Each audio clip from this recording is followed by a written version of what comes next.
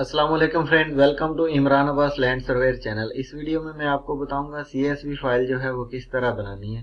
तो आपने ये सीक्वेंस रखना है, पहले नंबर पे सीरियल नंबर, उसके बाद नॉर्थिंग, फिर ईस्टिंग और फिर एलिवेशन। इस तरह चारों चीजें आपने रखनी है और ऊपर में वो लिखना नहीं है सीरियल नंबर, ईस्टिंग, नॉर्थिंग और एलिवेशन। बस इसी तरह करने के बाद जैसे ही आप ये सारी चीजें लिख लें, फिर आपने फाइल में जाना है, ये ऊपर, फिर ये सेव एज में जाना है। उसके बाद ये हम चलते हैं डेस्कटॉप पे। मैंने इसको सेव करना है, यहाँ से डेस्कटॉप चूज करूंगा और ये आ गया इमरान सिमर RMS1।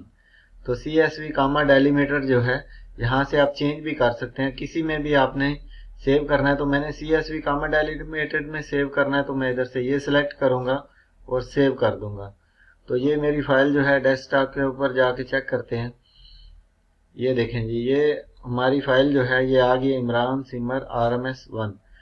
तो इस तरीके से जो है हम CSV फाइल बनाते हैं। वीडियो अच्छी लगी हो तो चैनल को सब्सक्राइब कीजिएगा। मिलते हैं नेक्स्ट वीडियो में।